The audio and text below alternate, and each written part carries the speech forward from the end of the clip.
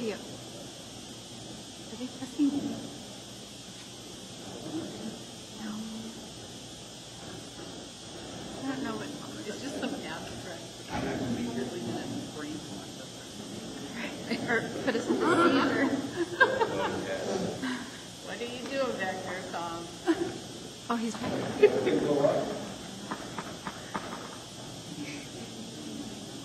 Video.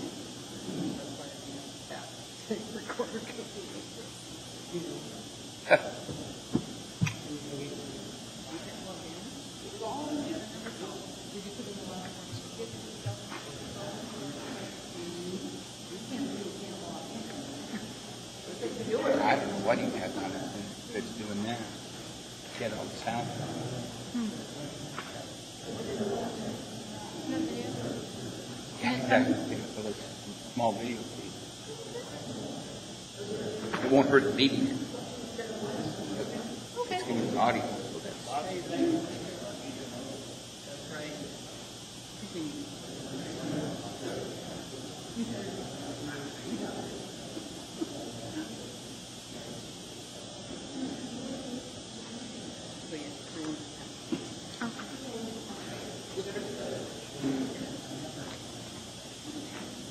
Okay, you're not.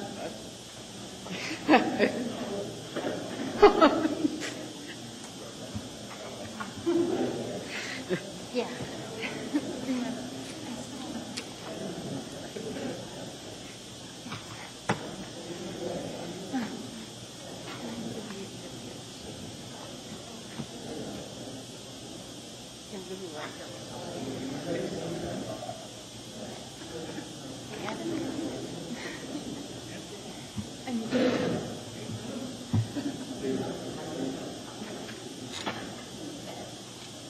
Came out that time?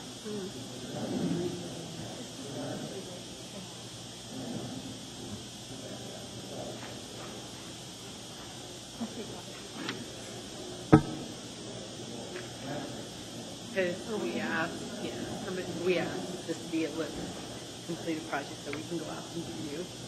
We can learn what we've improved in the past.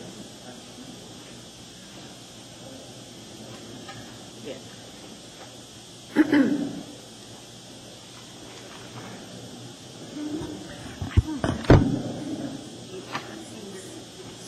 But maybe it might have been. Time flies, you know.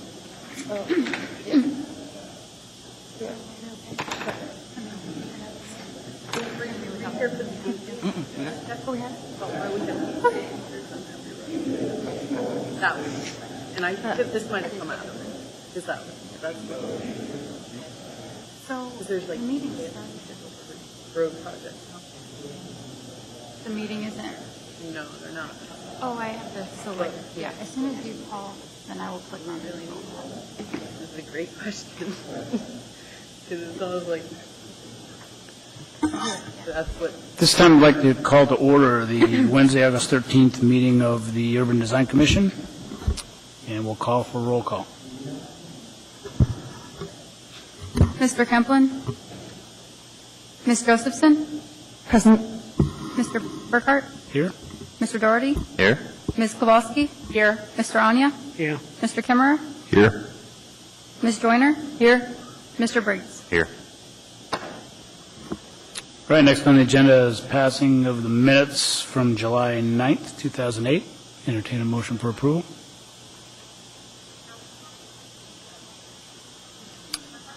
Mr. Nia?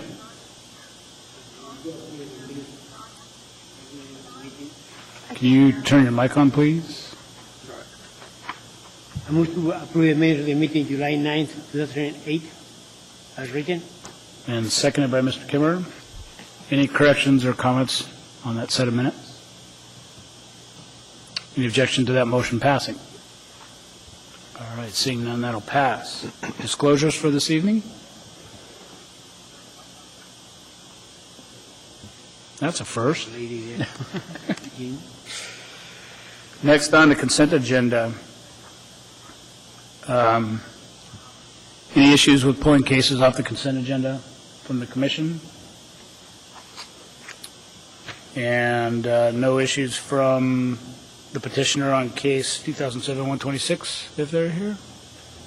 All right, then I'll entertain a motion for approval of the consent agenda. Ms. Joyner?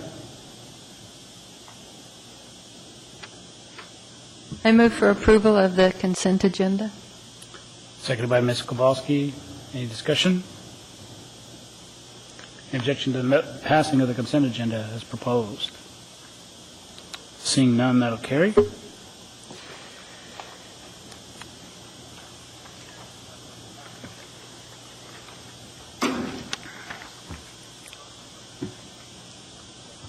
First case this evening is case 2008-114, Anchorage School District Landscape Plan Review for Sand Lake Elementary School.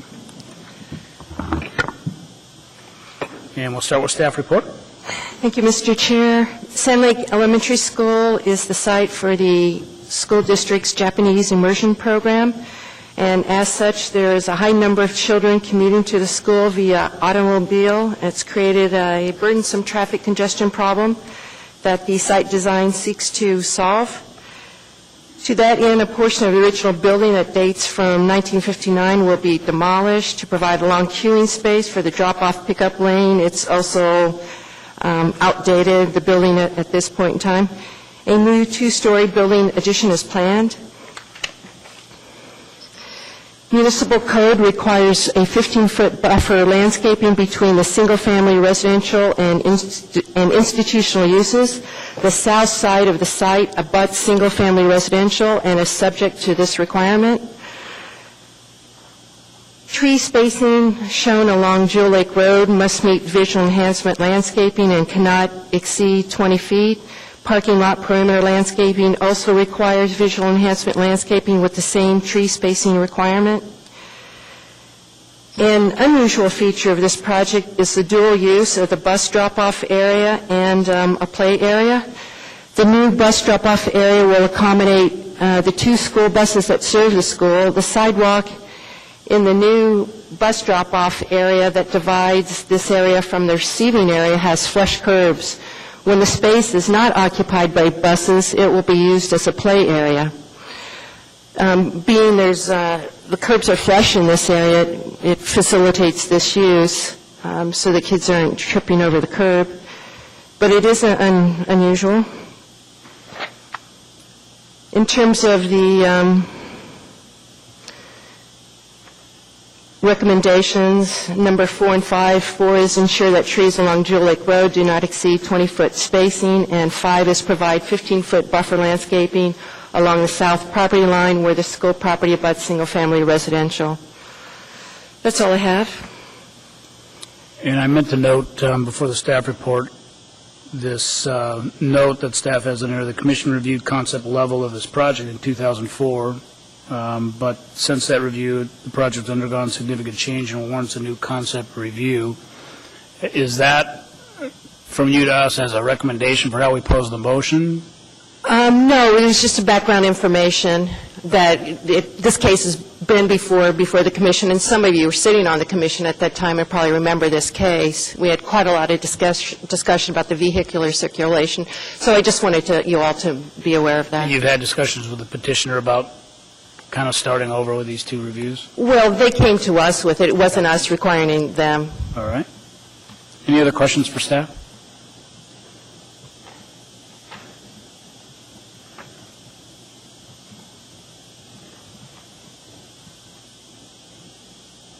Nothing?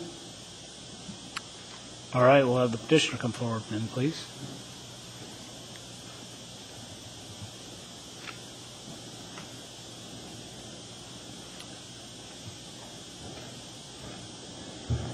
Hello, Commissioner. I'm Pat Corcino, the architect for the project within Vision Architecture. And as Sharon has said before, we came about 4 years ago, and it was a different budget and different design because they were just limited in their cost.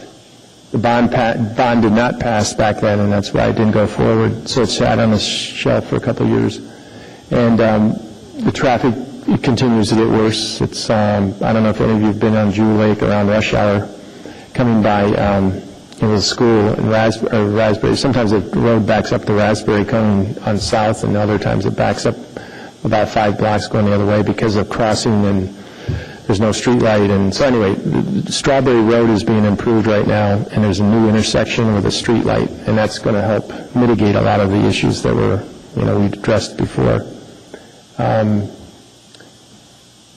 at the purview of you guys. Do you want me to explain about some of the issues on the... Well, let's see if we have any specific questions first. Sure. And I always start with this one, just for the record. Do you have any objections with the 5 recommendations from staff? I guess I wasn't aware of the 15-foot. I knew we protected 10 feet on the south side, but Sharon said it's 15-foot buffer. That's something new? Because it used to be school sites, public land adjacent to residential was 10 feet. That's my only question. And I guess it was changed, or it was different?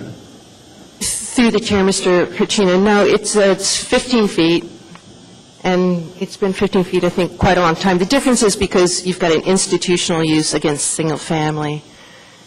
It's not the usual 10-foot buffer. Okay. Any questions for the petitioner?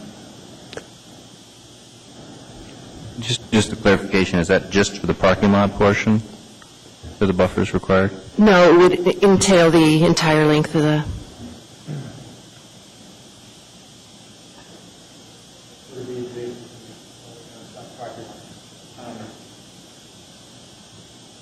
We definitely would concur with the landscaping. However, there is a land use easement that the city has with the Sand Lake. They have actually sculling races on the lake, and they use that as access. The school district has allowed them to go through their property on that side.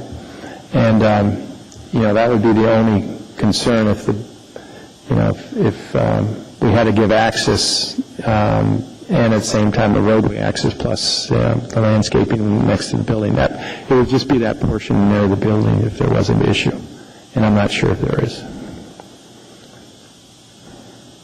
I guess I should show the new design. That's the old one.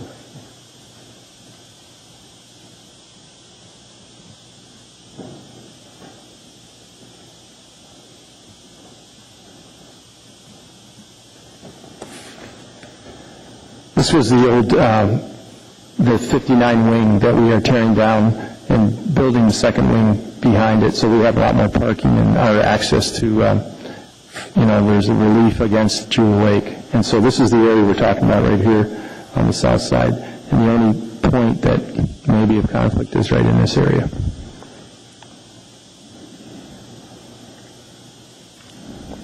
Anything else? Mr. Doherty? The 15-foot buffer is a code requirement, right? Through the chair, Mr. Doherty, did you ask, is it a code requirement? Yeah. Yes, it is. So there's no way around that we would be controlling? One of my questions was, I know before, on if it's not continuous, in other words, contiguous 15 foot along the south property line, which is about 1,000 feet, if we added more landscaping and just relieved it on just one section, because I know that happens in urban commercial sites when car dealers and stuff are in clustered landscaping, would that be something that would be amenable? I think the issue for us there is that it's pretty clear in the code, so we'd probably have an issue there to wrestle about. Perhaps the way to handle that is to just keep the comment and try to address it again on the final approval. Okay. But we'll leave that up to the body here, see what they think. Anything else? Just a question for clarification, Yep. and this is, I guess, for Sharon. Is this one of those cases where we would accept an average landscape buffer, a 15-foot average? Yeah, I think we might be able to consider that, given that the age of the school, it was, constructed. Well, the encroachment he's creating himself with Right. the new wing construction. Right, but given the Right. constraints of the site, yes, I think we could look at that, but I think we'd have to look at that and see what the narrowest width would be, and then, Well, he's already, correct me if I'm wrong, you've already provided a 10-foot as designed. Yes, yes. It was a 5-foot because of the, the grading for the roadway that we had to have around the building. okay, so you think you've got a minimum of 10 feet there? Right. Okay. And is it 10 feet in the actual buffer or 10 feet to the building? 10 feet in the actual buffer. It's about 25 feet from the building, from the property line. So we can address this in deliberation, but I think the only thing that I want to be cautious of is whether we have an authority level to do that. So, Well, I mean, I was just thinking, if we were talking about an average, and it sounds like there's precedent to allow the average, we could say 10-foot minimum where it's provided and rely on the average, so we're establishing something more than just an average, so we don't get down to nothing for the building. it's splitting hairs in a way. I just want to make sure that the remedy for relieving 15-foot isn't a variance request or something that's beyond our authority to do. Right, but I was under the impression from Sharon's clarification that they have precedent allowing an average width of landscape buffer. And just so long as we have that clear. Mr. Chair, I'll read what it says under buffer landscaping. It says, and this applies to 10-foot, so we can make the adjustments therefore, based on that. It says the planting bed width shall be an average of 10 feet with a minimum width not less than 8 feet, except for buffer yards required under Section 2145-200, which is the section that requires this. So it may not be possible. Let me just look at that section. Yeah, that is the section that, in fact, requires the 15-foot of buffer landscaping. So there is no margin for looking at a minimum width. Mr. Chair, just a point of clarification for the, this is a concept like 35%? Yeah, I'm agreeing with the issues, and that's something we're going to have to work out with them. And you've got time to work them out? Yeah. Okay.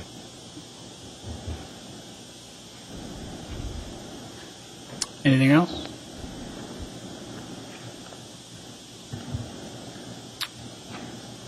Yes. About the Japanese influence landscaping, that's a great idea, and I was wondering if it applies to only what you're going to plant, or are you replacing everything that's already there? Actually, the site is probably going to be most of it torn up because we're regrading this parking area. The fields have to be used for the contractor staging area, so they're going to have to replant. So, yeah, probably pretty much most of the concept, at least most of the visible concepts on the site will be addressed, yeah. Thanks. Okay.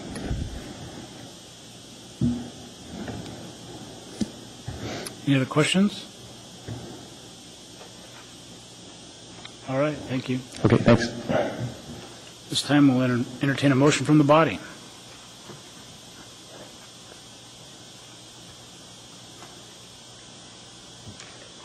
Mr. Kimmerer. Yeah, I move to approve case 2008-114 as satisfying the requirements for preliminary landscape review, UDC review, subject to staff recommendations 1 through 5. Can we get a second there? I'll second that. Mr. Briggs, Mr. Doherty, either one? Mr. Kimmerer, would you speak to that motion, please? The verbiage in the application describes that they're going after a pretty strong concept for the landscape, and it looks like they're striving to meet all the code requirements. So it looks like a fine project. Any other comments? Ms. Joyner. I also wanted to compliment them on the Japanese landscape. I think that's a neat idea for the school, and especially using plants from northern Japan that probably work here fine that we don't see often. I just caution that it may be hard to do that with the kind of maintenance that's provided by the school district, because those are often very high maintenance. But I think it's certainly possible to have the feel for that and the influence in the plants and still be something that can be maintained.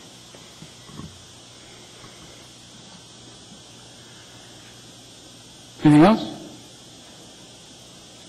I guess I echo the sentiments that have already been expressed, and maybe a recommendation for Sharon to, between now and the final, maybe look into how the 15-foot buffer gets affected by extenuating circumstances of an existing condition. I think the concept is strong, and I don't see the reason to necessarily put people in a vice if there's been no objection from the surrounding community and that kind of thing. See what relief we have available to us here. Any other comments? All right, any objections to the motion as presented? Seeing none, that will carry. Next case, 2008-111, landscape plan review for highway screening. And we'll start with a staff report. Yes, this project is Team CCCC Skidoo. They are requesting highways approval of highway screening and consideration of variances.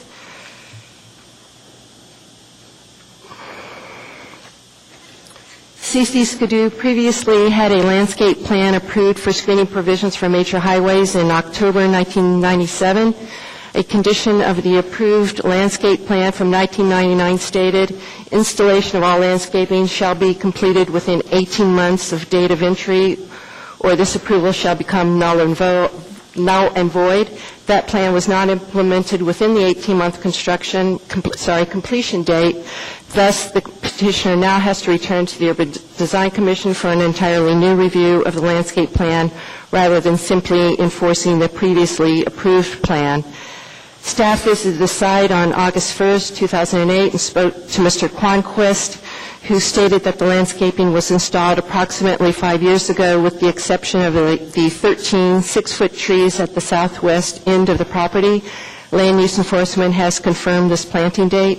The 13 trees were planted last summer, according to Mr. Quanquist. The plant schedule on the previously approved landscape plan shows the tree height as 4 to 6 feet. However, this height was based on the petitioner installing a 5-foot high berm in order to receive a reduction in the height of the trees, which is permissible under the screening provisions. However, the berm was never installed.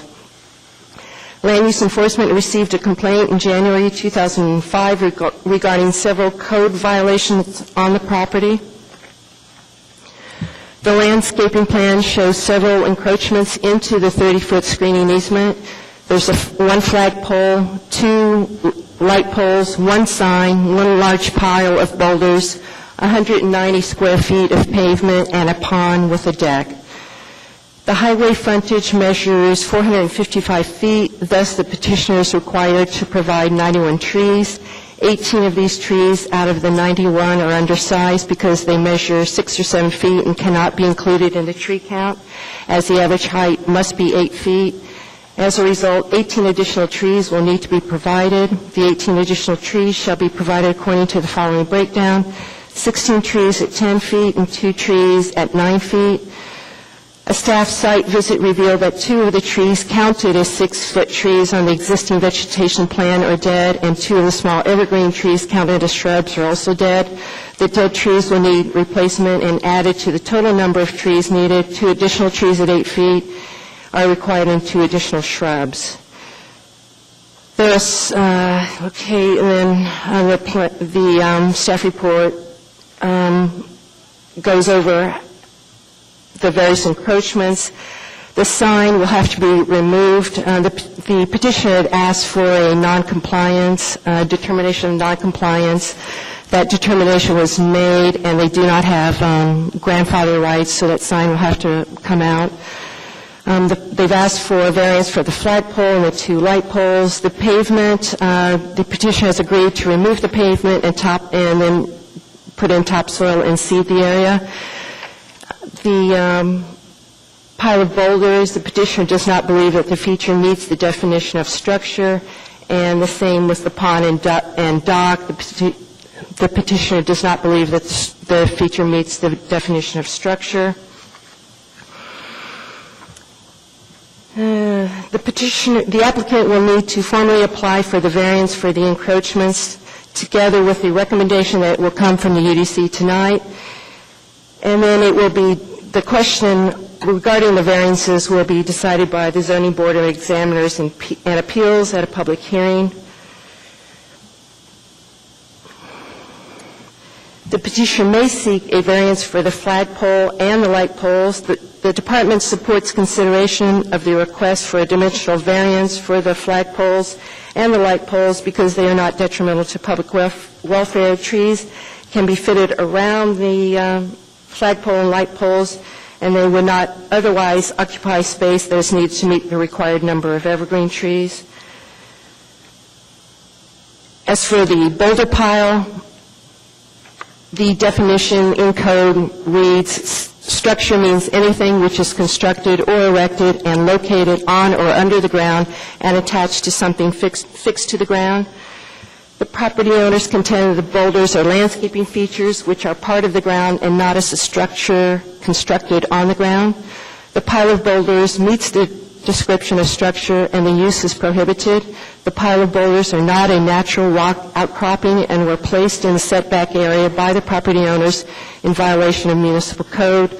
The boulder pile is used for display purposes. Vehicles such as snowmobiles and four-wheelers sold by the dealership are displayed on the boulder pile for viewing by drivers passing by the site on the New Glen Highway. As for the pond, the property owners also contend that the pond is a landscaping feature which is part of the ground and not as a structure constructed in the ground. The pond meets the description of structure and the use is prohibited. The pond is not a natural water body and was placed in the setback area by the property owners in violation of municipal code. The pond is used by prospective buyers to test ride personal watercraft. A dock has been built to the pond for this purpose. There are photographs in the packet that show both the boulder pile and the pond.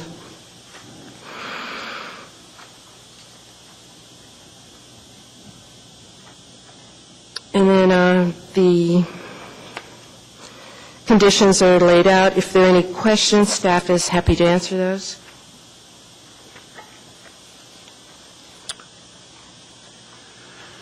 Well, in starting out here, Sharon, a couple of things come to mind on my end. Item 6 says white spruce of use shall be Black Hills white spruce densata. That's a fairly rigid recommendation that we don't usually see. Can you explain that a little bit?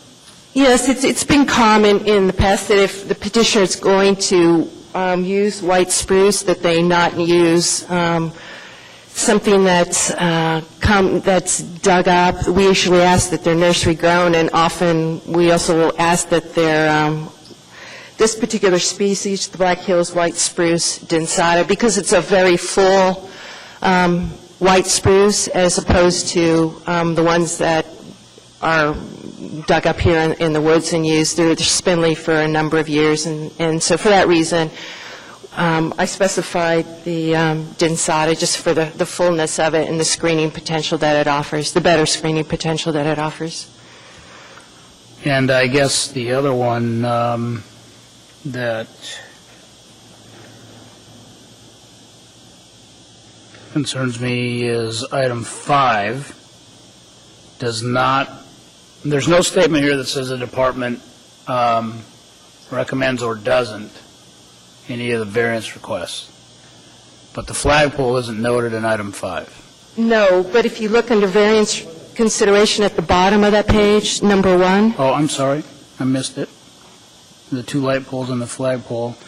And so then that, in item 5, what I guess the question from my end is, while a boulder pile might be technically designated as a structure, is the real issue the fact that there's a boulder pile or the way it's being used? It's the boulder pile, and part of that is its use, but they can't have the big boulder pile there. It's clearly an encroachment into that 30-foot structure and meets the definition of into the 30-foot easement and meets the structure, meets the definition of structure. Well, I understand that. I'm trying to get a handle on the objections at the staff level, because if boulders were in the 30-foot buffer, we wouldn't have an issue with them. Right, if they were, single boulders placed ornamentally, as we see, often with landscape plans, that wouldn't be a problem. And we wouldn't consider that, individual boulders a structure. It's the, the massiveness of the rock pile that makes it a structure. The same issue then with the pond. Yes. Is it the fact that there's a pond there, or the way the pond's being used? It's the fact that a pond is there, and it's not a natural water body. It was put there. It's clearly an encroachment into that area and meets the definition of structure, and there can be no structure in that 30-foot setback area. Okay. Any other questions for staff? I was curious, when the encroachment items were constructed, do we have any idea? Was it 5 years ago, or was it back with the original plan in 97? I don't believe they were there in 97. There's no mention. I have that case here from 97. There's no mention at that time that they existed. And they don't show up on the landscape plan that they intended to put those in there, so I'm assuming that they came after 1997. Any questions for staff? Mr. Doherty? I was just curious if you've been working with a petitioner on a compromise solution. Has the petitioner been involved in your process as you're trying to find ways to resolve their encroachments? Through the chair, Mr. Doherty, we did meet with the petitioners. We had a pre-application with them, and at that time we went over all the encroachments, and they were clear about what needed to be removed from that area. Or we were clear with them about what needed to be removed in the encroachment, or what constituted encroachments and needed to be removed from that setback area. And then the other thing is that I picked up from the writing, there was like requests for interpretations of encroachment. Those interpretations have been made and delivered to the petitioner, so they understand what the official position is. Right, and I additionally went up to land use enforcement and checked with them, and they looked at the photographs of the boulder pile and the pond and dock, and we reviewed the definition of structure, and they agreed that they did meet the definition of structure. Okay. Anything else? One more question. Sorry, Peter. In the drawings, it shows the existing pond, but only a small portion of it actually goes over the 30-foot buffer line. Is the dock actually in the buffer, or does it lie on their property outside of the 30-foot buffer? Okay. Mr. Briggs? I think I may have should have said something during the disclosure. Sharon, a number of months back, I think I had asked you, was a question regarding, I think it was this project, another engineering firm had asked for my opinion on this. Was this, do you know if this is the same one that I inquired with you about regarding UDC issues of me being in UDC potentially for this? I'm sorry, I was looking at the photographs. Could you repeat your question? A few months back, I think that I had contacted you saying that somebody had asked for advice, and I think it was for this property, but I'm not sure. Does that ring any bells with you? No, it doesn't. I don't remember specifically you mentioning this particular project. Just for clarification for myself, may I ask the petitioner a question? Sure. Had you worked initially at all with Kinney Engineering, asking many questions on this? P&D Engineering is right here. We're just P&D, so Kinney was not in? Okay, I think it's my confusion. It must have been a different project. Thank you. Sorry. Anything else for staff? Mr. Doherty. I didn't hear the answer on the pond question. The pond is where it's shown on the P&D site plan? Yes, it is where it's shown, if this drawing is accurate, but the dock, I think Mr. Briggs' question was more, if it was Mr. Briggs or Mr. Kimmerer, question about does the dock encroach into the setback area, and looking at this, it may not. It looks like just a small portion of it.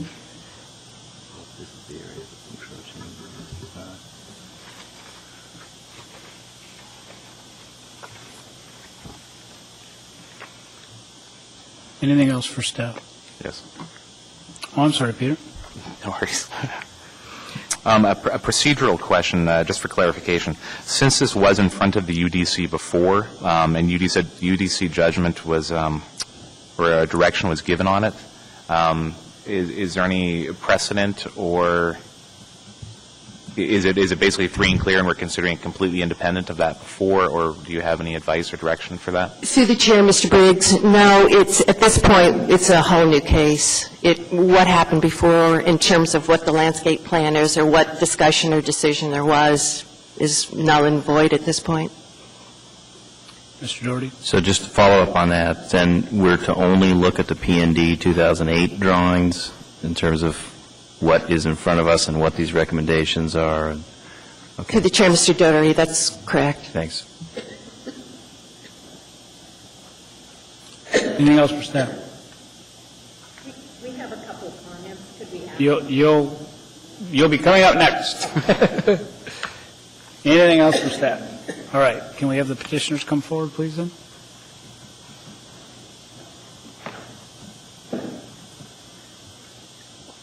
Can you state your name for our record, please? Jamie Keller with P&D Engineers. Jerry Cronquist, and I'm rather half the owner of the property. You can pull that down a little bit, too, if it's too tall for you. Okay. Go ahead and fill in the gaps for us from your side. You said you had some comments you wanted to make. As far as the 6 conditions on the approval of the site plan, number 4, the 13 trees on the southwest corner of the easement are 6 feet tall. They were planted last summer, and we believe that they will grow to be at least 8 feet tall within a few years. And also, they are next to a lot of very tall natural vegetation, so if more 10-foot tall trees were planted there, it wouldn't actually screen anything besides more trees, so we don't think that is necessary. Number 5, the owner does not use the boulder pile as four-wheeler or snowmobile display anymore. It was at one point, but not anymore. And also, they've never used the pond for test driving jet skis. For testing. In the landscaping plan, we've been able to get the correct number of evergreen trees, 2 rows at 10 feet on center, with the boulders and pond, and also the appropriate number of shrubs.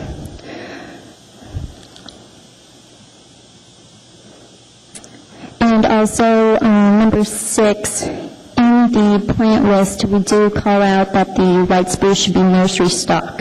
So I don't think it really matters to us whether it's white spruce or the Black Hills spruce, but they're not planning on digging up trees from the forest or anything and planting them there. So you don't have an objection to item 6?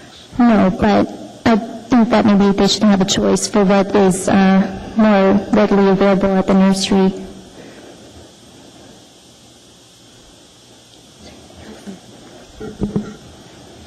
Well, tell them why we didn't meet the UDC to begin with. Well, you thought everything had to be completed.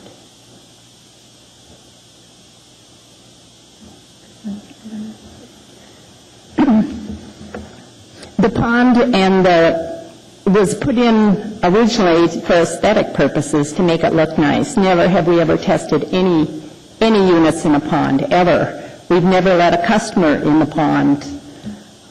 It was just to be pretty. In fact, we even won an award for having a nice-looking shop.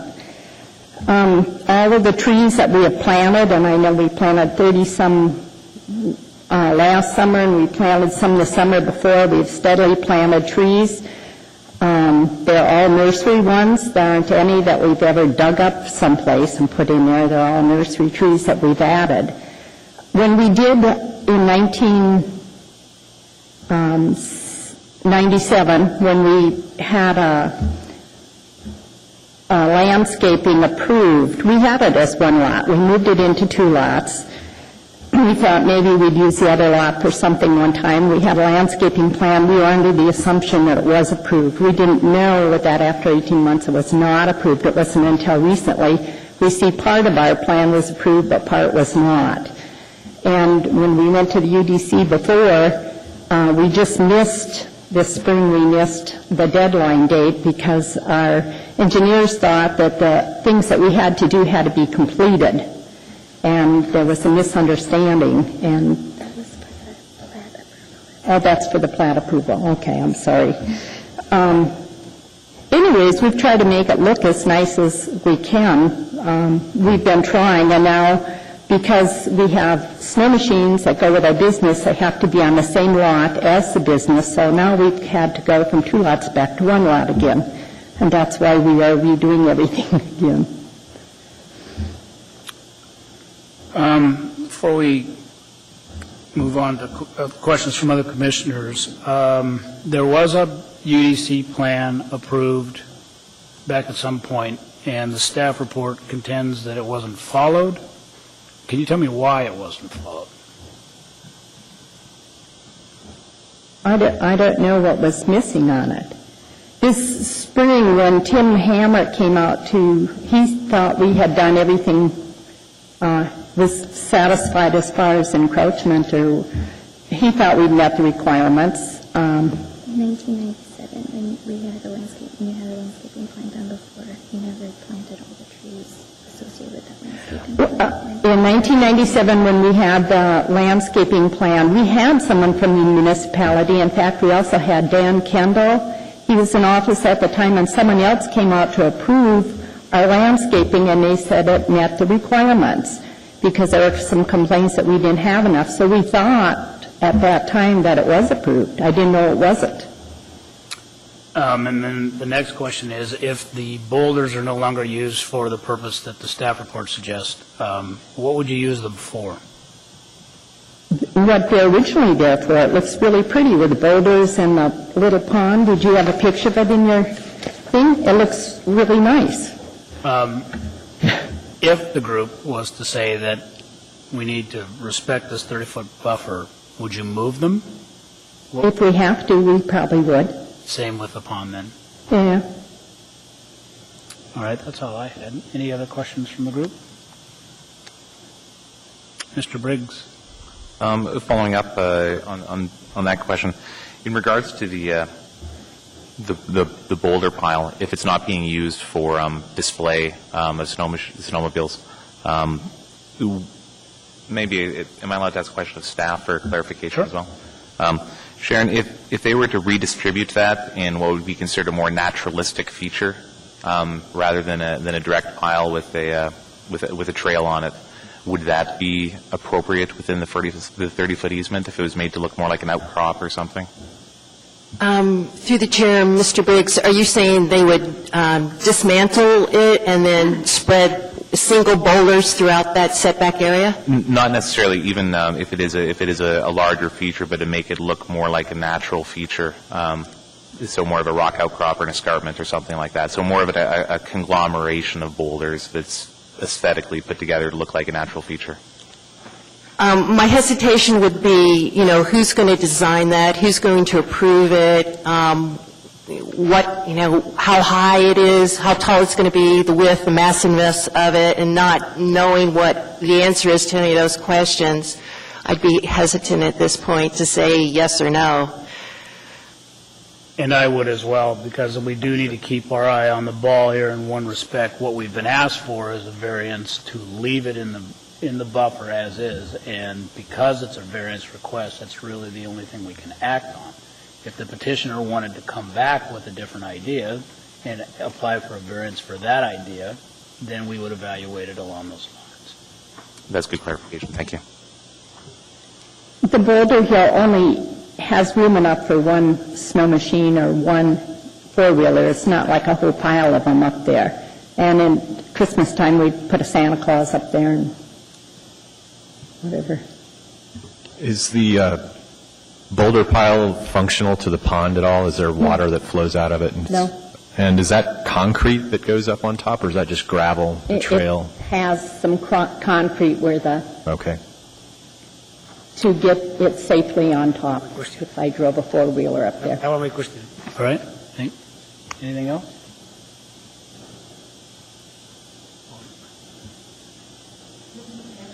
Mr. Chair? Yes. I had just a point of clarification regarding number 4,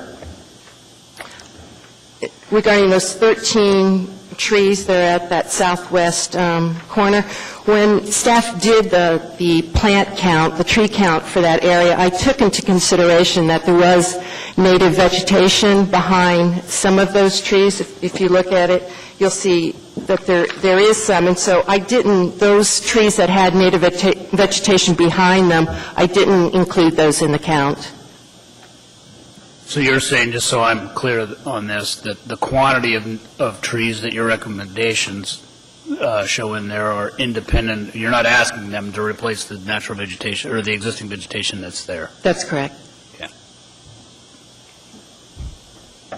So how did you come up with 18 trees that need to be, or that were not tall enough?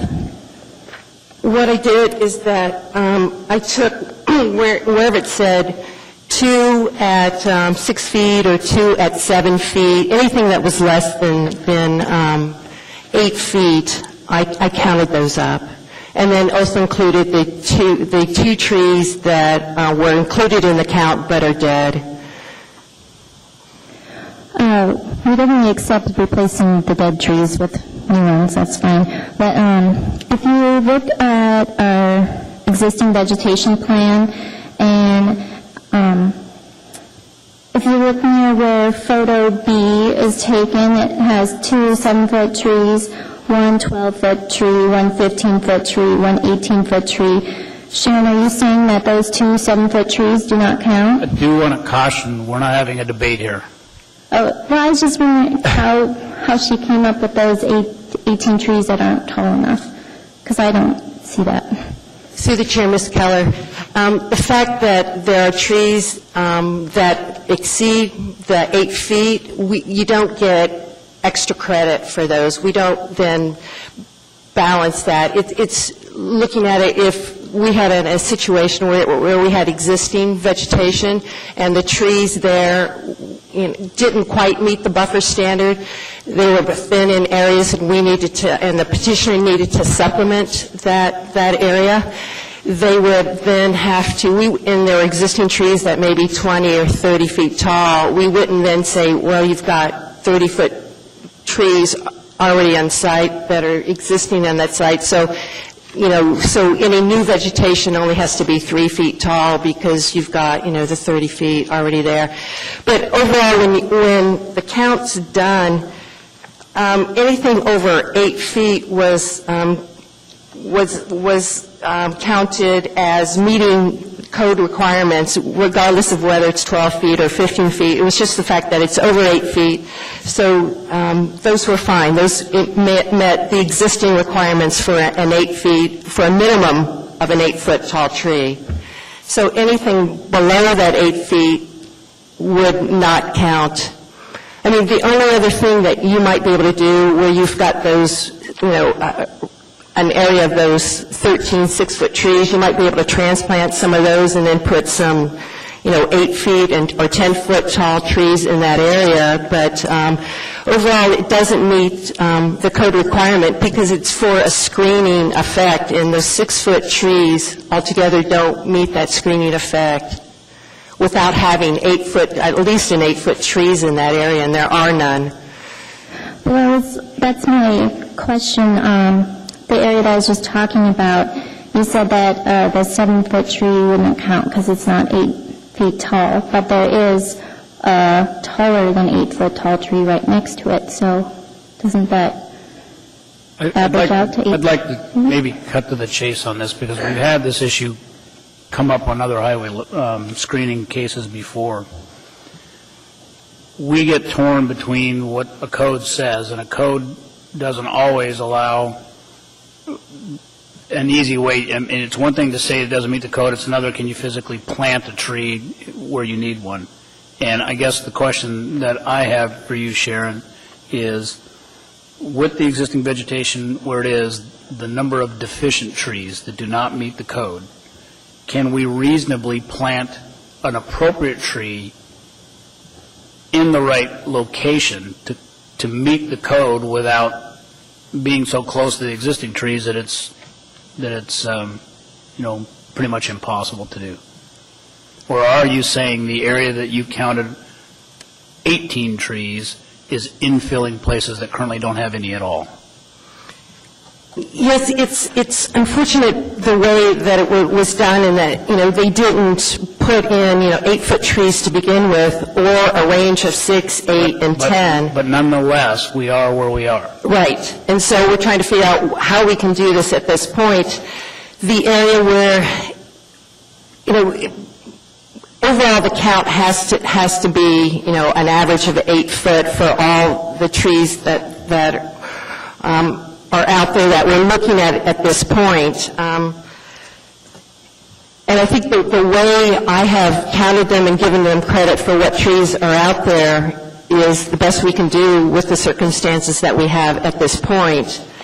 I've given them credit for those trees that are at the southwest corner, the 16 trees, those that had native vegetation behind them and provide that screening effect. I gave them credit for those where they have the 6-foot trees right next to it that don't meet it. I can't count those because they don't meet it, and the same is true for trees that. Sharon, it would help me if you would go through that a little slower, and perhaps the commissioners can all get the existing plan out so we can understand exactly what we're talking about. Because if I focus around the boulder pile, there are some deficient trees there, but I don't see adequate space to put a new taller tree in there. And I'm confident that's not what you're talking about, but I'd like to understand how you did your count here. Okay. In terms of once that boulder pile is removed, that's going to free up some space there to add some trees, and also where the pond is. So part of your count assumes that the boulder pile is gone. That's correct. That might be part of the disparity right there. Yes. And then there are opportunities, there are gaps here and there that you can see in the landscape plan where there is sufficient room to put additional trees there. And also the pavement is going to go out up at that north end. They've got 190 square feet of pavement in there. That pavement is coming out. They can, if they can either topsoil and seal, but if they need that space to meet their tree count, then they could use it for that purpose. Okay. Do we have any other questions for our petitioners? Mr. Doherty. I just wanted to get back to, not being one of the landscape architects on the board. What I usually rely on is a plan that's prepared by a landscape architect that is what we're supposed to review as being in compliance or not. And these comments are structured in such a way that, okay, we'll take this plan, and if you agree to put like 20 more trees on it, then we say it's okay. But we don't really see what that means, and it's a little bit confusing for me. And I guess I'd like to get to a point where let's do what's reasonable. We have a code requirement, and I think part of the confusion here is that it's always frustrating for petitioners in your position that are trying to do the right thing. But unfortunately, you've got a big part of your property that's sort of public easement, and we're just trying to control the public easement. Many times, retailers come to us and they talk about thinning and increasing the view and putting display work out there, and they don't quite understand the nature of a screening easement. That's why I had the question for Sharon to see if you really understood what we're talking about. It would really be easy if we had a plan that we could approve, and we don't, and we're talking about a lot of exceptions. I see the nature of these comments as being fairly extensive, additional trees shall be shown on the landscape as follows. There's a lot of sort of prescriptive, descriptive kind of things.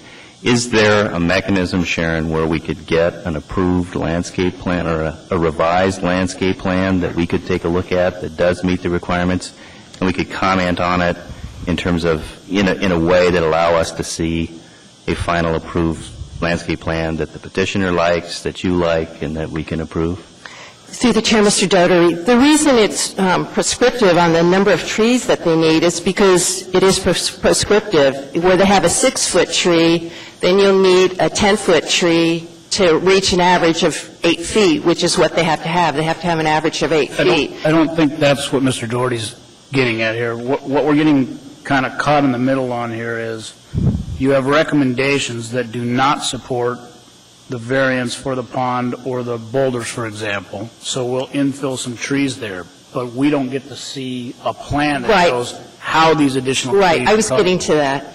Yes, there's an opportunity for the petitioner to return next month or the month after that. As soon as they have a revised landscape plan, they could certainly come back and show us how those trees would fit in there, and then you all could evaluate it at that point. So it would seem to me, under that scenario, that this group should act on variance issues under a motion to set the parameters for that, and require a resubmission if that's what the group so desires. Yeah, it's just very hard for me to visualize the effect of taking this plan and adding the number of trees that you're talking about, not knowing whether or not variances are going to be granted. It's kind of like, yeah, I know what the final condition looks like, but it doesn't seem like everybody's on the same page quite yet, and that could be facilitated by having a plan that reflects all of the things that are being requested here. For example, I look at this talking about, removing the encroachment. I see a pond that encroaches slightly, but your requirement says take away the pond and the dock. Well, why couldn't we just move the pond back outside of that zone and remove only that portion of the pond that's encroaching? Through the chair, Mr. Doherty, that's certainly a possibility. They could just cut the end of that pond off and shorten up the pond. And as a follow-up, what I recommend happen is that the commission tonight take action on the variances and then have this proceed then, if it's the petitioner's wish, to go on to Zoning Board of Examiners and Appeals and see what happens with their variance request if they decide to pursue that for the pond and the boulder piles. But there's no indication in their letter to the commission that they were seeking a variance for the pond and the variance. I think they were only seeking a variance consideration for the flagpole and the 2 light poles. But we can hear from the petitioner if they're planning to do that. If they are planning to go to ZEBA to seek a variance for the pond and rock pile, we can wait and see what the outcome of that is, and then they can then redesign based on that, on the outcome of that. Okay, but that gets me potentially more confused, and I'm with Mr. Doherty. What I would prefer to do is look at something and gauge it on a kind of a common sense level to see is it an appropriate solution.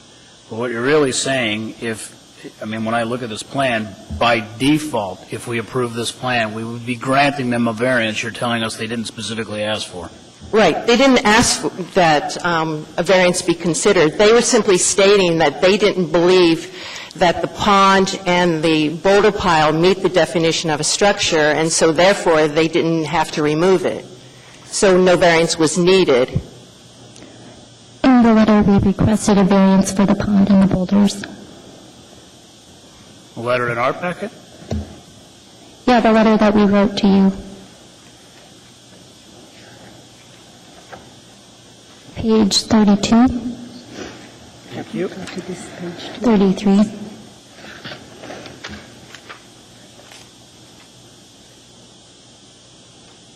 Through the chair, Ms. Keller, can you point out that language? Oh, I'm sorry. Yeah, I'm sorry, I was incorrect. But if it is considered a structure, then we would like to request a variance with the UDC's approval or concurrence. So, Mr. Chair, and that was the basis of my earliest question. The determination has been made that they are structures formally. Has that been delivered to the petitioner? And are they expecting us to override that determination? That was discussed at the pre-application meeting, that these were encroachments and would need to be removed. Hang on here, and let's hear from some others here. Mr. Nia. Sorry, Mr. Chair, if I may add a question. If you look at the notice of violations from Mr. Hamrick, it notes there that they are violations of the code. So what year is that? Was that 05? This is from 2005. 1997, was it? From 2005 and also 2007. Okay. He's been out there since, and he thought we've met most of our... Mr. Neal, you had... Yeah, I have a question, mainly for staff, for my own clarification. The drawing is for a existing chain link fence, and I'm looking here to the letter for August 24, 2005, item number 2, mention the fencing and they say that they can remove the yellow signs, but the fence can remain. Is that correct? Can the fence remain the 30 feet? Yes. Okay. Through the chair, Mr. Nia, that fence is not a fence that they had put up. It's a fence that DOT had placed there. Okay. Yeah, that's the fence they're referring to. Thanks. Mr. Joyner.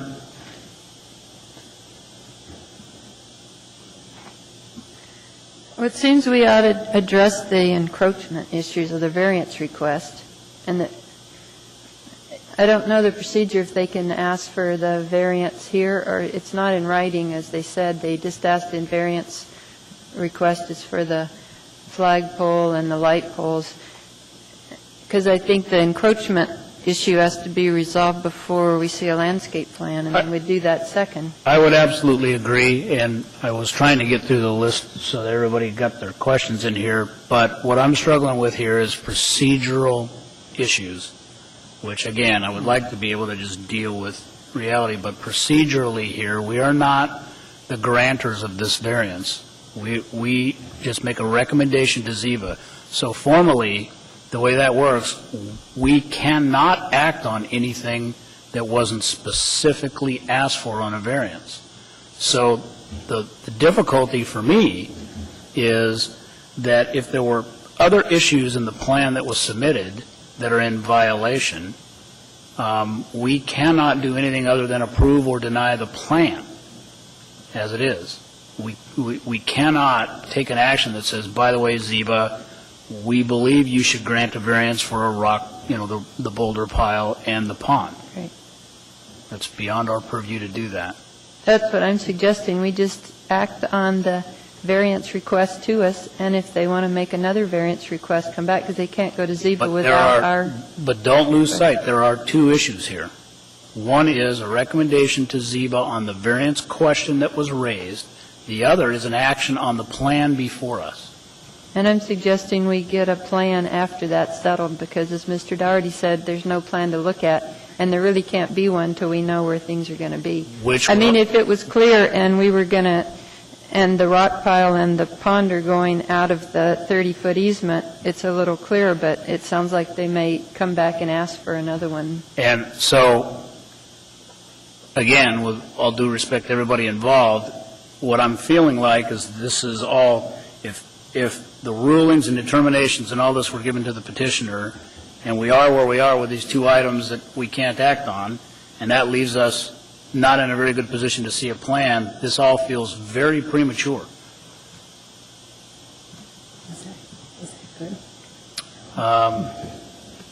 Mr. Briggs.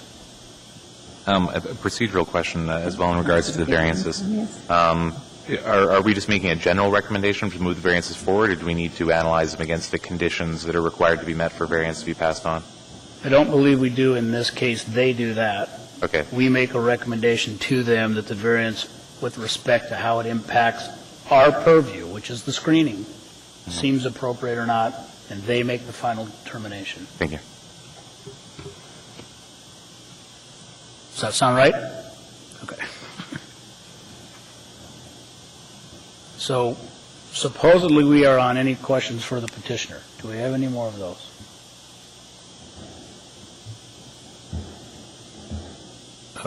Maybe just a, you see the 6 conditions that are in here that the staff has written up. Then there's also a variance consideration. The department recommends support of the consideration for the variance request for the flagpole and the 2 light poles. Any problem with us supporting that request?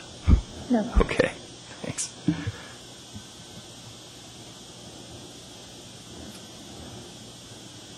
Anything else? Okay, thank you.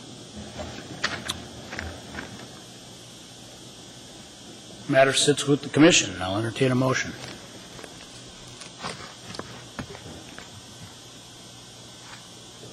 May I just ask a question first? Sure.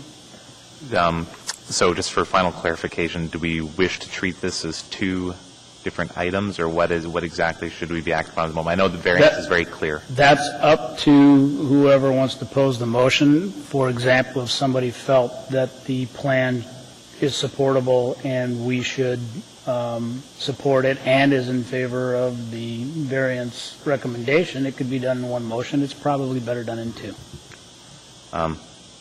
Yes, Mr. Briggs. I'll move to approve UDC case 2008-111, landscape plan review for highway screening, as moving the variance request as stated within the staff recommendations.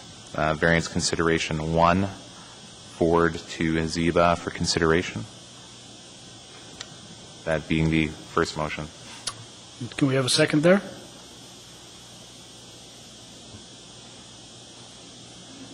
The motion he presented was to support a recommendation for variance approval to ZEBA for variance request item 1. Seconded by Ms. Josephson. Would you speak to that motion, please, Mr. Riggs? I think the staff recommendation says it. I just have a question on that. You started your motion by saying you move to approve this case based on this landscape plan. Unintentional. Maybe it'd be better worded. May I reword? Yeah. I'm happy to entertain that. Okay. For UDC case 2008-111, approve staff recommendation to move the variance consideration forward to ZEBA. Ms. Josephson, you're okay with that? So we're clear. We are approving this motion, sends a recommendation to ZEBA to grant the variance noted in variance item number 1, which is limited to 2 light poles and a flagpole.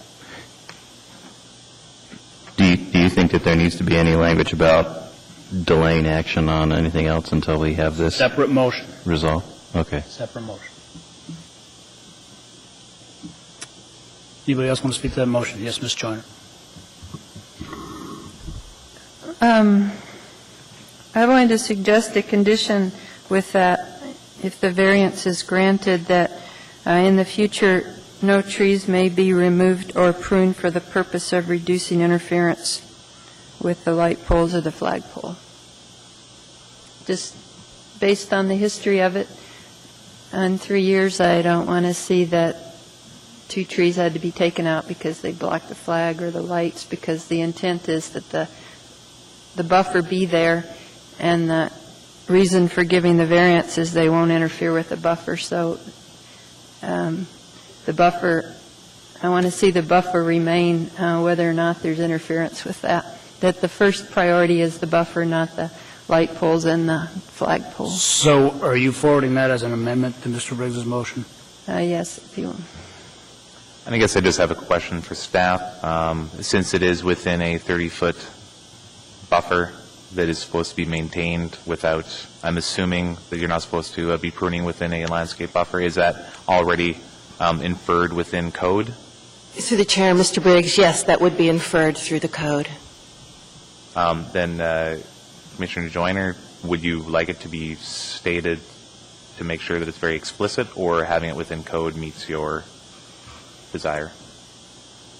I think it needs to be explicit because it doesn't seem to have been understood what the purpose of that buffer was before. In the past, it's been 11 years, so. Maybe it doesn't need to be a part of the motion, but it needs to be. I think we need to start by, first of all, is a motion, is an amendment, as Ms. Joyner's presented it, acceptable to you as a friendly amendment, or should we debate it separately? I would accept it as a friendly amendment. Do you have any problem with that, Ms. Justice? Okay. So now the motion that we're discussing is to forward a recommendation to ZEBA to grant a variance for the 2 light poles and the flagpole with a clarification that the variance approval would stipulate that no trees could be removed or pruned in the future to facilitate visual lanes to any of these objects. Does that suffice? All right. Any comments on that? I guess I have a little bit of issue with that. If we're breaking these up into 2 different motions, how the landscape is going to be treated around the flagpole and lights will be done in this other motion. So I personally hesitate to approve or go with this. So if I'm hearing you, are you saying that that issue really becomes debatable when we see a plan at some point? That's what I'm saying. I would also just offer this up for consideration as well, we've seen a letter of support for this variance from the mayor. I think we need to weigh in, if we grant the variance for a flagpole, what's the point? The point is for the flag to be seen. So, in one sense, if we grant the variance and over time the trees cover up the flagpole, it was, in my opinion, it would be why grant the variance in the first place? So to me, I'm sensitive to that. Or we get the discussion point of the motion. I guess I see the reason for granting the variance. Certainly the petitioner could remove the flagpole and the lights now, and that wouldn't be an issue. But I think the reason for granting the variance is providing a little bit of relief cost-wise for elements that already exist, that have already been paid for, that maybe this gives them time before the trees mature to a point where they obscure flags or whatever. The only reason I see is granting the variance, and I would be supporting this motion if they amend it to remove the bit about pruning and tree removal. That is the motion on the floor. But he still has a chance to amend it back, right? Mr. Briggs? We're addressing a variance dealing with leaving these objects within the easement.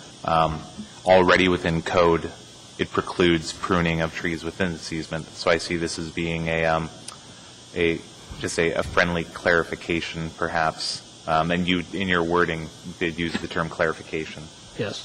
And I think that Commissioner Joyner is in agreement with the clarification, perhaps, if I could state that. So I don't see it as necessarily being it's a clarification rather than imposing any design ramifications on the other part of our motion. Well, for the purpose of making sure that the petitioner understands why we're allowing them to leave these elements in, but we would still expect the buffer to function as a buffer. Yes, because otherwise, if they did wish to prune it, they would have to seek another variance permission to do that within code as it is. So, and the only reason that I'm throwing out for your consideration is if I'm a property owner and I'm asking for a variance for a flagpole, I probably have an intent in mind. That's all I'm saying. So, Mr. Chair? hang on just a second. In my opinion, if I'm going to grant this variance, I want to assume that that is what's likely to happen and ask myself, is that acceptable? That's all I'm saying. Mr. Joyner. Perhaps the landscape plan could address the issue so that we see a plan that incorporates the flagpole in a way that the buffer's preserved and the flag can be seen. My point. Yeah. Mr. Doherty. I'm convinced. I was just thinking that we probably shouldn't presume what the petitioner wants to do. They may abandon all these things in place. We're simply giving them the ability to leave them in place as opposed to insist that they take them out. But again, like Commissioner Joyner had mentioned, we won't know any of this until we see the actual plan that's a result of these actions. So for additional clarification, perhaps, what is the official method for removing a friendly amendment?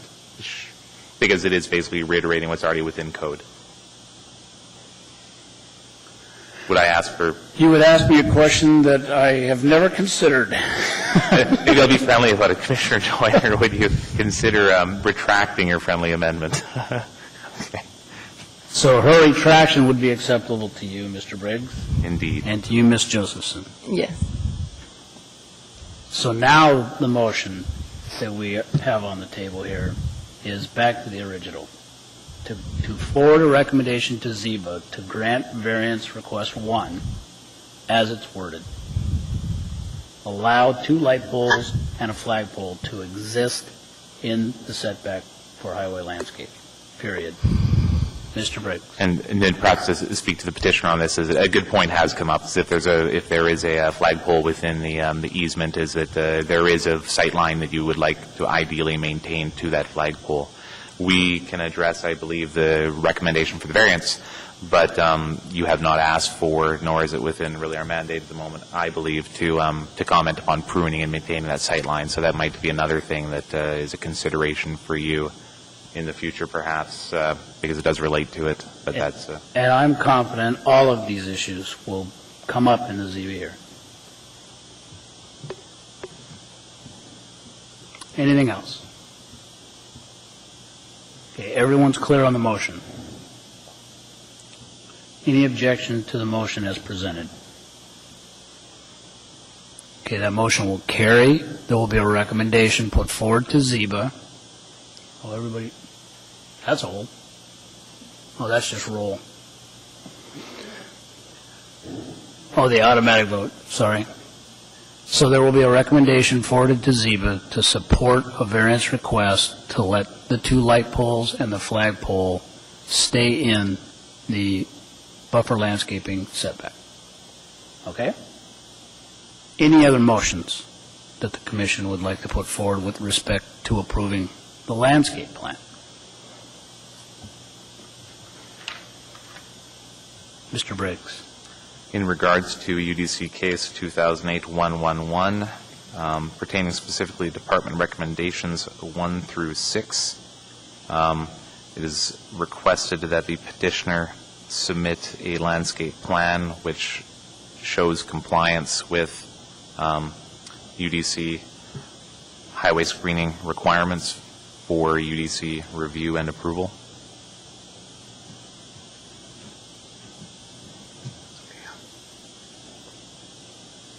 Do we have a second there? Seconded by Ms. Joyner. Mr. Briggs. I think the discussion tonight has been a little bit confusing, as well as also less confusing for some clarifications. I believe that what we're asking for with that motion is to have a plan that comes back that does address the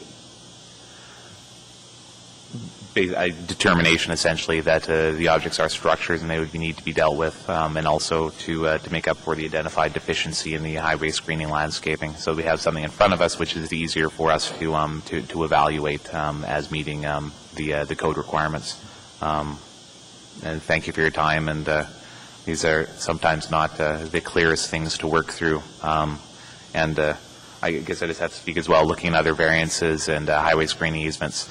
They have tended to be quite interesting and very complicated, is that we are only able to uphold code.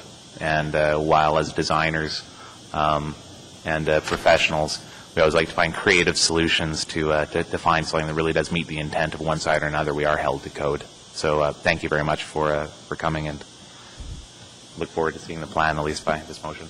Mr. Doherty. I just add on to what Mr. Briggs has said. As much as we'd like to sort of come up with a creative solution, this really isn't the forum for us to be designing a highway screening buffer. What we'd like to do is actually review the work of a professional that complies with all the requirements in front of us and determine whether that's needs further tweaking or not. And I think that by getting a resubmittal of this plan after there's more clarification on the disposition of the required variances, it'll be a lot easier for you to communicate that intent to this board. Anything else? I'd like to just add a comment or maybe a request for the record for Sharon to consider, in that while I'll support this motion, I think it's the right course of action. I am also sensitive to the time that gets invested on the part of the petitioners. And so I'd like to do everything we can to expedite getting any kind of resubmittal back before us as soon as possible, so that we're not delaying these people any further than we have to. Any other comments? All right, any objection to the motion as presented? Seeing none, that will carry.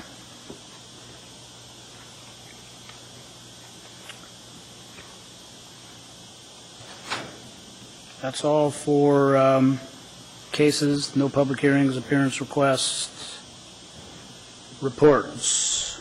I have a good report. Yes, you do. Go ahead, Mr. Briggs. The committee can be struck from the agenda from now on, I believe, because the presentation that our group had in front of the Assembly last night met with unanimous approval. So from July 1st, 2009 on, all municipal buildings will be built to a LEED standard of certified, which is pretty fantastic, and it speaks very much to the how well this worked within the community. Everybody we met with up until last night working with the Assembly had comments and good input to it, and the Assembly made some very strong and very proactive changes to it on the floor last night even. So Anchorage has surprised me. It's been quite nice and much quicker than I thought it would be, even after 2 years. I'd just like to thank Peter for his efforts on that. He put a lot of time and energy into that, and it's nice to see that it's come to fruition. I don't have anything particular to offer. Do we have any, before we hear from Sharon, because apparently Sharon has quite a bit of things, do we have any 1% for Art Committee reports or anything like that from the group? All right, Sharon, you're on. Yes, at last month's meeting, and I didn't attend that meeting, but after the meeting, you all had a number of items that you discussed, and I was reading through the minutes, and it's unfortunately the same minutes that we have that were included in the packet tonight. But one of the first one is that Alan had asked for a work session, since it looks like UDC will be getting further duties in terms of site plan review for public facilities. And he had asked for some sort of a work session, and Alan's not here tonight, but I was trying to get what you all wanted to see, because you all have already done several, site plan reviews previously for about, an 10 month period. You were doing site plan reviews at that time, and so I'm not clear on what you wanted to get further explanation on. It wasn't so much, what he had actually requested was some training on protocol for those cases that might be different than other cases, just to make sure we're efficient in how we do things. It's pretty much the same, protocol that we're doing here with landscape review. There's really no difference. You're just looking at site plan reviews. I can say that in terms of how P&Z does their approach to it, because it's very rare that any of the commissioners on the Planning and Zoning Commission have any design background, so they're not able to delve into the details as members of the UDC are. And so their focus tends to be on, bigger issues in terms of, traffic, those issues, pedestrian circulations. They're looking at how do pedestrians get to the site from the outlying areas. As I said before, traffic congestion, left turns, right turns, these kind of issues. TIA, normally, if a TIA is needed, traffic engineering has already identified that, and that'll be in your packet. Parking is usually an issue. Yeah, parking can definitely be an issue, and so now you all, will soon have that ability to ask those questions and, make recommendations in that sense. If you will, these are the kinds of things we routinely ask folks just in a site plan review. We just don't have an authority over them. We ask them all the time to understand the solution. But now we'll have an authority on those items as opposed to just limited to landscaping. So I was questioning whether or not you all actually needed any training, and if so, what you wanted it on, or if you feel comfortable with assuming those duties at this point. Mr. Kemplin raised the point. I didn't see any objection. I think we could press on without it, but it's up to the group. Speak up. Well, I think it's always good to have a crash course or something like that, or more extra information that we can always assimilate better to understand. Then I think what you're hearing from Sharon is that we probably need to be a little more specific about, what it is that we'd like to have. It would seem like a rather complicated crash course in that places, and I'm assuming that for the site plan review, we're having staff recommendations to deal with a lot of the specifics. So for us, it's really looking at the big picture for Exactly, the more big picture items. Which I'm inclined to believe just comes through experience with having seen the site plans and working through them. And those of us that have it as a professional background, might have a little bit of an advantage, but to learn as we go along. I don't, it would be very hard to see except for a series of courses as to how you pick it up. And I would probably concur with that, but what is Sharon taking away from this dialogue? What are we going to have her do?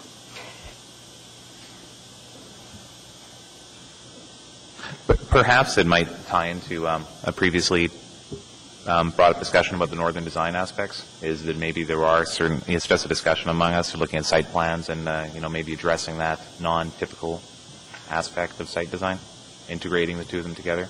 But I don't know if that relates to what Alan was looking for with particular training.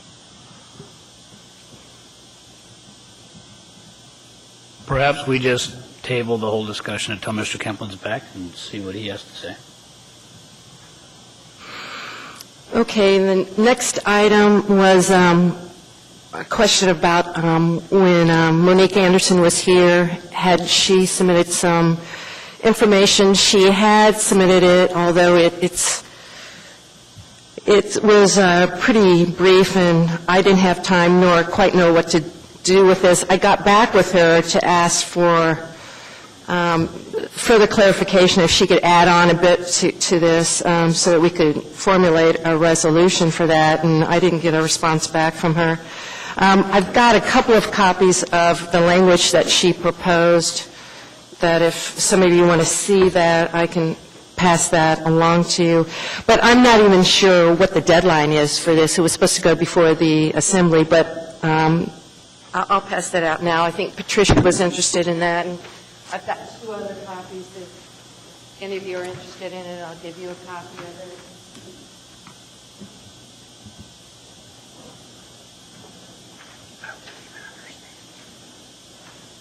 So if you guys want to keep following and run with this, that's great.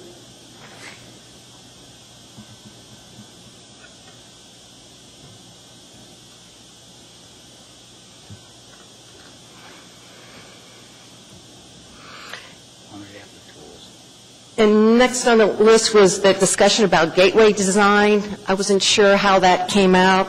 If we look through the minutes, there were, the discussion ranged everywhere. For Peter, it said that he asked that a plan be developed for these features. Mark had said that he's tackling, what the purpose and nature of gateway elements are. Alan also had, comments to make.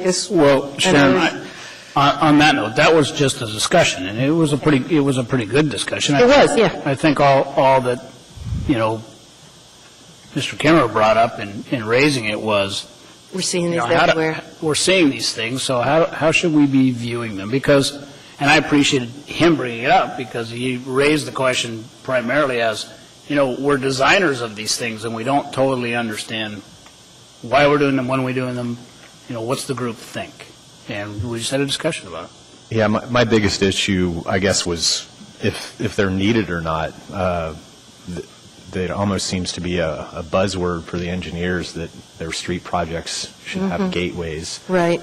So we could potentially end up with gateways at the end of every, at each end of every street project. I don't know, would UDC like to host a gateway discussion with the engineers and the LAs in town? I would. It'd be interesting. I've seen some good ones, and I think we come up with good ideas every time. It's just, on some projects, it's like, what is this a gateway to? We've seen some for roads that were 2 blocks long and dead-ended. Right. So. And there was one case that came before us where the residents said they didn't want a gateway feature, and instead they wanted the money that would have gone into a gateway feature to be used for additional trees and shrubs. So it might be a good thing that, that the UDC host a discussion, and, maybe we have it at, I don't know, some evening or some lunchtime, like a brown bag, or you guys have? And maybe it does tie back into some of the larger design issues that sometimes come up for us when we're not necessarily commenting on the specifics, but we're just supporting what the designers are doing. And it relates to winter design, northern design, the gateways, all of this, what design aspects were you looking for to be incorporated in things to add an element of interest.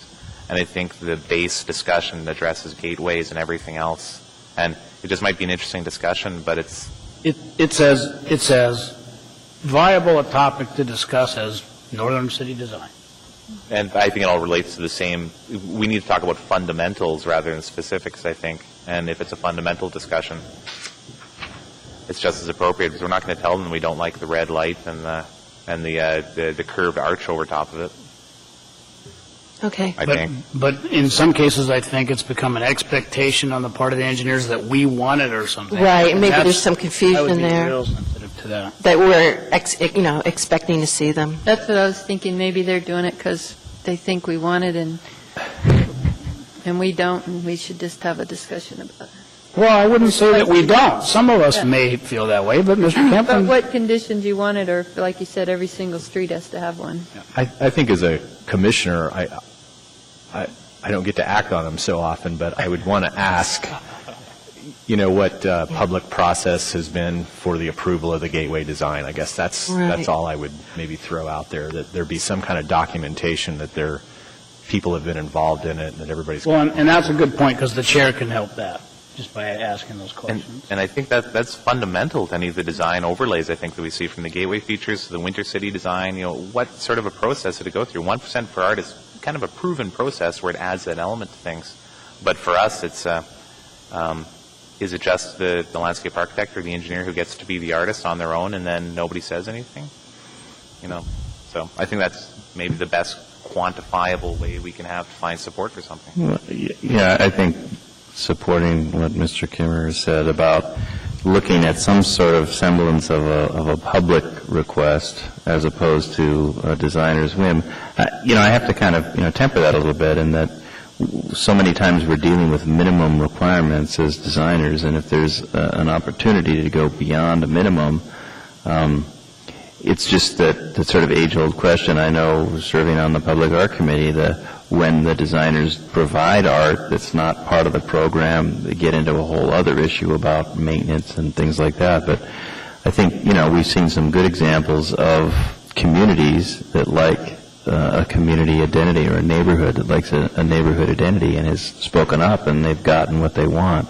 We've also seen gateways, road projects. What the heck's going on? The Elmore extension, you got gateways every 3 blocks. To where? I don't know.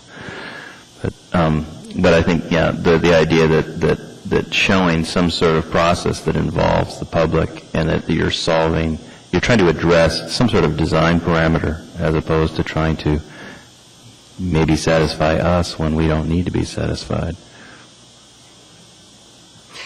So would you, should I set up like a noontime brown bag? Would that be the best opportunity, or evening, or? Wouldn't it just be as simple as us making some additional inquiries when we see these design elements? Yeah, just raise the question with each project, and then I guess after that, they'd get the idea. Yeah, I will assure you, if we start doing that, and they were operating under the premise that these were mandates that we were going to expect every time, that would change in a heartbeat. The simple question of, are you doing this to please us? Yeah. And I don't know that that's the case. It could be that, they're just wanting to do it. I mean, you guys have had road projects. I mean, Mark has. Have you ever felt that the UDC, that's the expectation, that there be gateways? Some Or the engineers are pressuring you to design a gateway? Or? Well, for 6th Avenue, for instance, there wasn't a lot of opportunity for landscape plantings due to all the driveways and conflicting site distance triangles. So we were, even to the community, trying to come up with ways to make this road look better or have some features added onto it. It didn't become a gateway. It became a gateway. Well, it did. It became a gateway into the park, which I think was really appropriate. I think that was a good opportunity to provide something that had some worth and would add to the streetscape. Another, I don't know if it's appropriate to talk about another one of my projects because it's going to come back for final approval, but 35th and McRae, it's one of those, that's why I brought it up. I didn't know if it was really needed to have a gateway at Spenard and 35th and McRae and whatever the other street is over there. Anyway, that's why it came into my head. Just we're seeing them for every street project on. Well, Anchorage is called the City of Lights, Flowers, and Gateways. And I guess Northern City Design. What Mark says brings up a question: is that sitting here, I'm not really comfortable enough, asking them, or stating, I don't think we need a gateway here, or I don't necessarily like your gateway, or commenting on those things. But if we bring it up as a discussion and just get it out on the floor, if we see it before us, are any of us going to naysay it? I think if we do our job properly, we will have asked enough questions so that each of us knows why the gateway exists, why the designer included it in the design.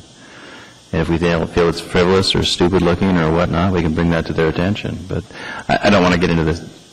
They will have worked on this for months, pondering those questions. If they're only doing it because they think we want it, I think changing our actions will nip that in the bud pretty quickly, and we'll only see gateway. I like the Fairview Gateway Road project. That makes sense to me to see something like that. But some of these other ones maybe don't, but all it requires is for the petitioner to explain it, and we either agree with it or we don't. But we should understand why it's there. Yeah, I think we know when they make sense, so we should just ask, like that Spenard one, that is like, well, does something happen there that's different? Because like when you go on West Northern Lights and you get to Turnagain and there's one, and the Fairview, you recognize those. Well, yeah, we're changing from Merrillfield to Fairview, and we're changing from Midtown to Turnagain. So I think we can just ask on these others, is something happening on Spenard that it's a different kind of Spenard? Or I think that's the point. If it's a gateway, it's some change from one neighborhood to another. A good example of one that just got completed is Fireweed and Latouche. Oh, yeah. I don't know if you guys have seen that at the Rogers Park. Yeah. I actually like the gateways. They're really cool, but I think it's a pretty good example of where it's just a little jog through a corner of a neighborhood. And I don't know. I didn't take part on that case, so I don't know what the history is of it. Well, you leave the Seward Highway and you go into a neighborhood that's Rogers Park. I thought that was a good example of a transition. That would be a good one to look at on our little... Yeah, I thought it was. We approved that, and we thought that was good. I thought it was good design. There's a lot of old-time Anchorage people that refer to different neighborhoods, but there's no indication of what these neighborhoods are. And I kind of like it where, oh yeah, that's Rogers Park. I thought it was where Rogers Park School was. Okay, that's my segue into the next one, which is the tour of projects. I can get a van that, or from Parks and Rec, they've got several vans that hold up to 12 people that I could borrow if you all wanted to go and tour some of these projects, and that's what this completed road projects is about, and we can add Rogers Park to that one. That one was just completed. But not that we're going to necessarily see all of these, but if we wanted to whittle the list down into a list that makes sense and kind of in terms of geography, so that we're not back and forth all over town, or do it over 2 evenings or whatever the wish of the commission is. And Patricia had also suggested that we might add a school or two to the list, if some of you are interested in seeing how school projects fare, 2 or 3 years after they were installed. Or maybe now as I look at the Piper Street, and we've had lots of things from the university and the signs and all the buildings, because I think seeing them, at least for me, it's hard to picture what it looks like, but also what happens with the maintenance, what happens with the durability of the products. But if you go see something 3 or 4 years later, I think it helps for when you're looking at projects in the future to think, that didn't work when they did it there, or this worked really well, or just to see them after they've been in for a while. Even like 15th, it's been in for quite a while, that you see what the plan was and how it actually functions. Are you asking for additions or deletions to this list, or? I'm asking for both. I mean, do you want to see more projects added to it, or this whittled down to something smaller and add some schools to it, or projects that you all want to go and look at, like Patricia's mentioned already a couple of them that aren't on the list? It's up to you. I'm amenable to do whatever the commission wants to do. Is this a suggestion to go on field trips to see these? Yes. Is everybody into that? Every couple of weeks going to... I see a lot of this stuff just driving around town. So what Mr. Timmer is trying to say is, I've seen it all, I want to go home. Not at all. I think it's a good idea. I don't think it'll be an every week thing. I mean, it used to be we'd get out, when we did those design award things, we'd kind of get out and do some touring like that, and we haven't done that for a few years, and it might be kind of neat, at least maybe a couple of weekends or a couple of evenings. It might be kind of fun, actually, especially if there's refreshments. We're not allowed to have fun on this commission, Mr. Doyle. I'm sorry.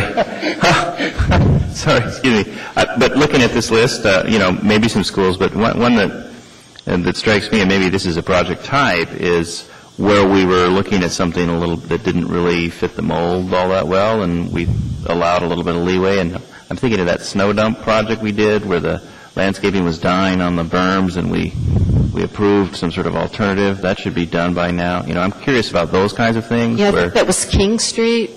Yeah, it was out off of C Street in King or 100th or somewhere out there. Mm-hmm. But, where we've kind of not just rubber stamped something that seemed to meet code, but where we actually had to, get involved a little bit more, let the wooden sound fence on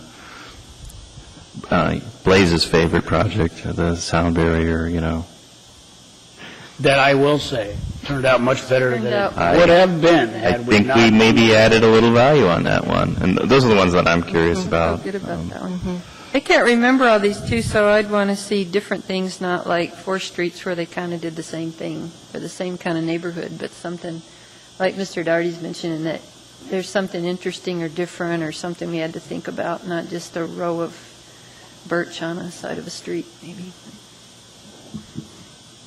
Okay, so I've got the snow dump, sound wall. It seems like the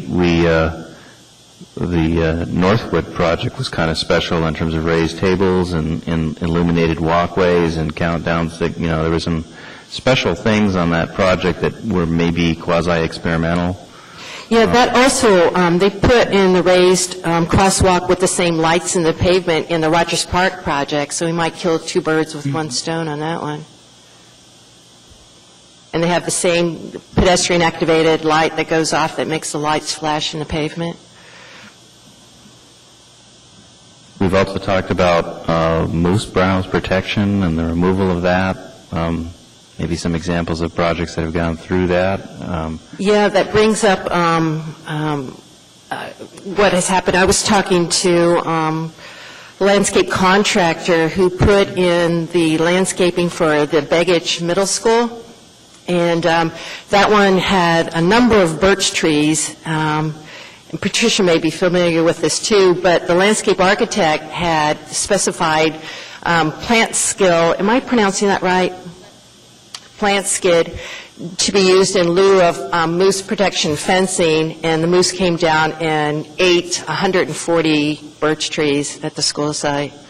So there. Was that a spray treatment or Yeah, something it's the like that? spray treatment. It's cow blood, and it's mixed up and sprayed on the trees, and the moose and deer are supposed to not like the way it smells or tastes, but there's been, sometimes it works, sometimes it doesn't. It's not, and something that can be relied on. So the landscape contractor was telling me, so I asked the question, so, how bad are all the trees? Are they going to have to be replaced? And he's saying, well, we're out there trying to train some of the side branches to be leaders now that have broken off. And you can see Peter's reaction. So they've got, and it ended up being a huge deal. 140 trees just in one go wiped out. So, that's a very big question that I think it's So, kind of... maybe what we need is a list like this where it's appended to say what specifically, what feature, what lesson, what, test case or something like that we're specifically looking at on these. Because, I agree with Patricia, if it's just a sort of a by-the-numbers road project, Right. we probably don't, we'll see it eventually in our car, but if it's a specific lesson to be learned, something that will allow us to do a better job on the next case, or something that allows us to learn something from some of these tests, that would be more directed. And, and then maybe put a timeline on it so we can be reasonable about how much of these we can cover in one trip. Okay. I think the Abbott Loop project that was just finished, that one was the fencing that was put up, that decorative fencing that's already rusting out, and there was some question if commissioners wanted to go and view that one and try and figure out what happened. But I think some landscape architects have already figured out what went wrong on that one. But They use plant skid on that, too. Yeah. And also some new species that we haven't used often in road projects. But So that one might be one to go and look at. But I think, Mark, you have to go along on the trip because we have others on who are not landscape architects, and so your expertise and explanation of what's going on is needed. that's part of the value of having a variety of people to say, well, they did that because, and somebody that knows the hardscape to say that worked or didn't work, and I can tell you what the species are. Baggage Middle School is a good one because of, it's not quite the same, but there's that stream restoration that was behind it and the work done on the school, and that's in town center, and there's a lot of stuff going on there that relates to urban design, I think. So the other issue is to try and find a night when this works for everybody, either later this month or in September, before snow flies. So Patricia already told me before the meeting started that she'll be out. What were the dates for you again? Labor Day weekend and the first week of September.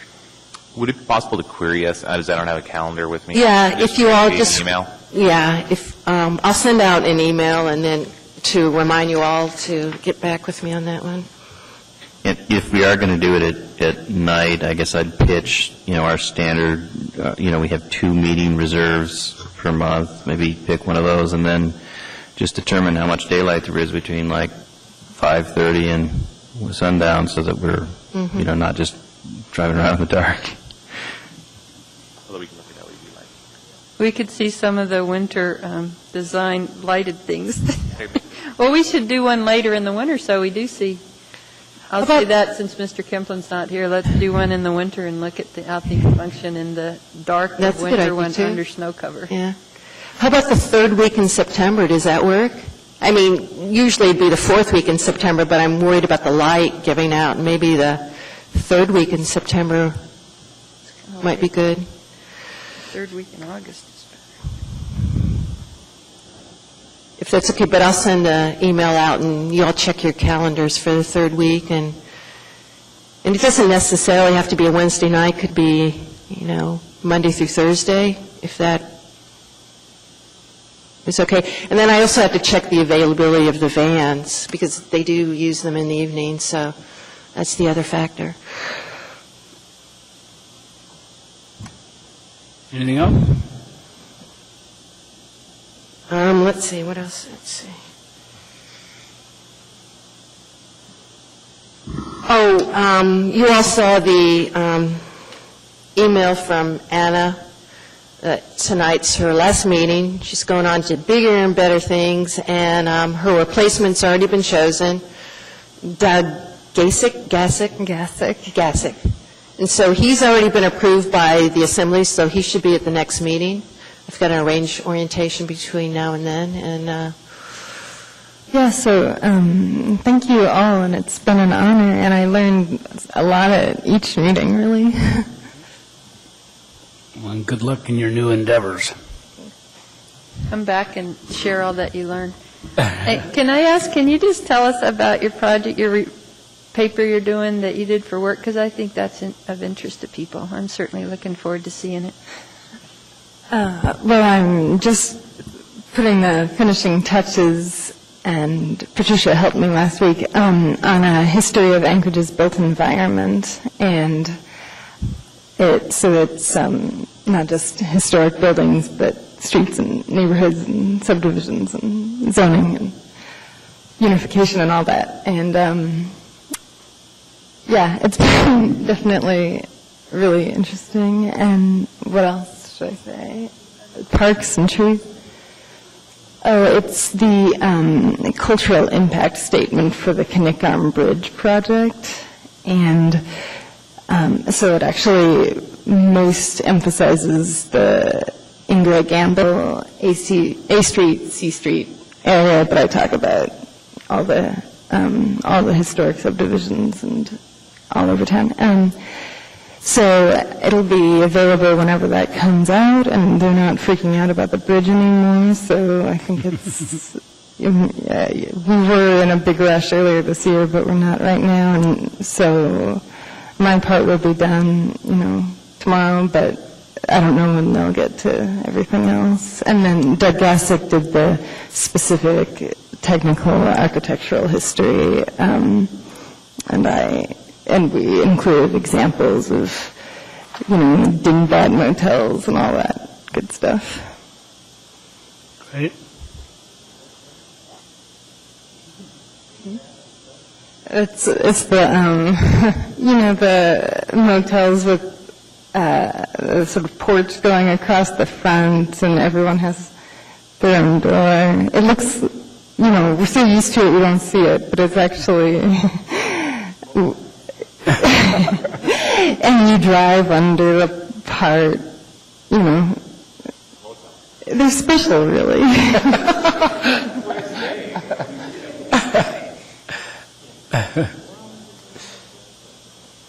Anything else from anybody?